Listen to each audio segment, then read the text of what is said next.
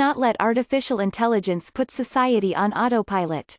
The year 1989 is often remembered for events that challenged the Cold War world order, from the protests in Tiananmen Square to the fall of the Berlin Wall.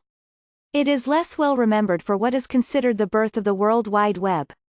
In March of 1989, the British researcher Tim Berners-Lee shared the protocols, including HTML, URL and HTTP, that enabled the Internet to become a place of communication and collaboration across the globe. As the World Wide Web marks its 30th birthday on Tuesday, public discourse is dominated by alarm about big tech, data privacy and viral disinformation.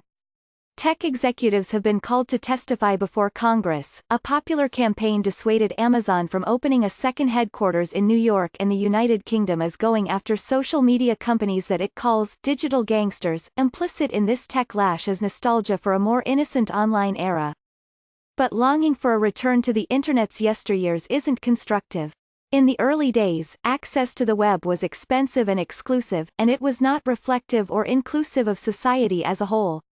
What is worth revisiting is less how it felt or operated, but what the early web stood for.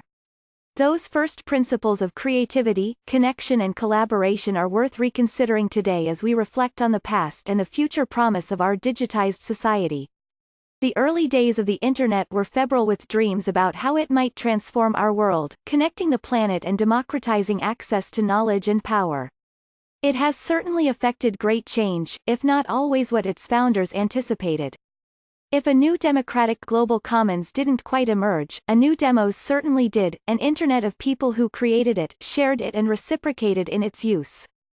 People have always been the best part of the Internet, and to that end, we have good news. New data from the Pew Research Center show that more than 5 billion people now have a mobile device, and more than half of those can connect to the Internet. We have passed a tipping point where more people are now connected to the Internet than not. In low and middle-income countries, however, a new report shows women are 23% less likely than men to use the mobile Internet. If we can close that gender gap, it would lead to a $700 billion economic opportunity. The web's 30th anniversary gives us a much-needed chance to examine what is working well on the Internet, and what isn't. It is clear that people are the common denominator. Indeed, many of the Internet's current problems stem from misguided efforts to take the Internet away from people, or vice versa.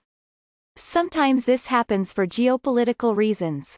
Nearly 2 years ago, Turkey fully blocked Wikipedia, making it only the second country after China to do so. Reports suggest a Russian proposal to unplug briefly from the Internet to test its cyber defenses could actually be an effort to set up a mass censorship program. And now there is news that Prime Minister Narendra Modi of India is trying to implement government controls that some worry will lead to Chinese-style censorship. But people get taken out of the equation in more opaque ways as well. When you browse social media, the content you see is curated, not by a human editor but by an algorithm that puts you in a box. Increasingly, algorithms can help decide what we read, who we date, what we buy and, more worryingly, the services, credit or even liberties for which we're eligible. Too often, artificial intelligence is presented as an all-powerful solution to our problems, a scalable replacement for people. Companies are automating nearly every aspect of their social interfaces, from creating to moderating to personalizing content. At its worst, AI can put society on autopilot that may not consider our dearest values. Without humans, AI can wreak havoc. A glaring example was Amazon's AI-driven human resources software that was supposed to surface the best job candidates, but ended up being biased against women. Built using past resumes submitted to Amazon, most of which came from men, the program concluded men were preferable to women. Rather than replacing humans, AI is best used to support our capacity for creativity and discernment. Wikipedia is creating AI that will flag potentially problematic edits, like a prankster vandalizing a celebrity's page, to a human who can then step in. The system can also help our volunteer editors evaluate a newly created page or suggest superb pages for featuring. In short, AI that is deployed by and for humans can improve the experience of both people consuming information and those producing it.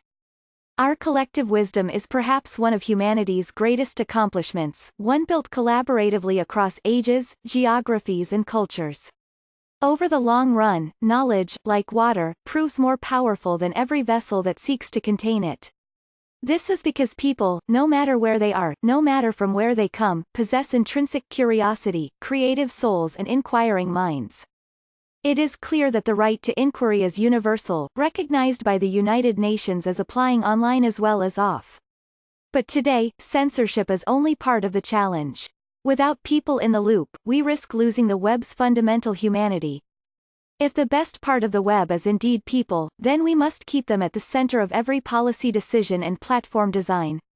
We must defend a web that is free and unfettered, and improve connections that allow creativity and collaboration. We should leave the artificial to the machines and restore humanity to the users. Catherine Marr is the Chief Executive and Executive Director of the Wikimedia Foundation, the nonprofit that owns and operates Wikipedia and related free knowledge projects.